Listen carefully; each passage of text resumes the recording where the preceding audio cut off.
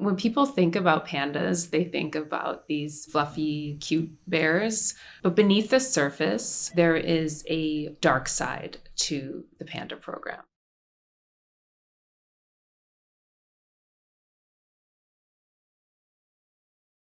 China has lent dozens of pandas to countries around the world. So you have pandas recently arrived in San Diego, pandas coming to the National Zoo, pandas coming to the San Francisco Zoo, and the zoos pay around $1 million a year to host pairs of pandas. Everything is structured around making a baby. Pandas are fertile for a very brief window. And so zoos around the world and breeding centers in China do everything they can to make a panda baby. And very often they turn to artificial insemination using techniques experts are very concerned about. To collect the sperm from the male, scientists at foreign zoos and captive breeding centers in China, they anesthetize him and use a technique called electroejaculation, which means inserting an electric probe into the rectum to make the male ejaculate.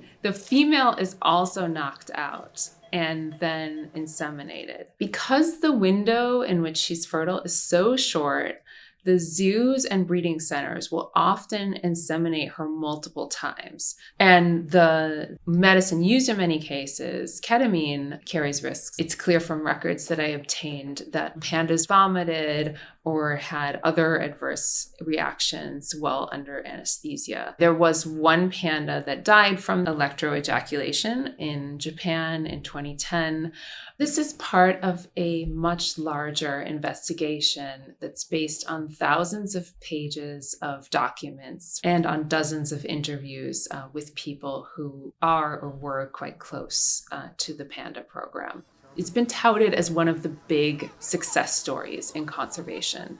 US and Chinese scientists working together to increase the number of pandas released into the wild. But what we found is that they have succeeded primarily at making more pandas for zoos. Panda babies are incredibly lucrative. They are lucrative for the Chinese breeding centers, which actually get bonuses every time a panda baby is born. They are lucrative for zoos. Having a cub in particular brings them a ton of visitors. It puts them on the map.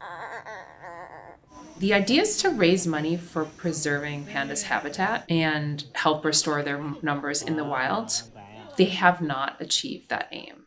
A lot of the pandas that have grown up in zoos, they just simply don't have those skills.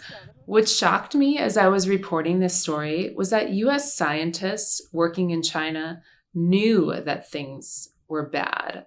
They knew that pandas were getting injured from these breeding techniques. You know, they knew that the money may not reach its intended source, pandas in the wild, but they went ahead anyway.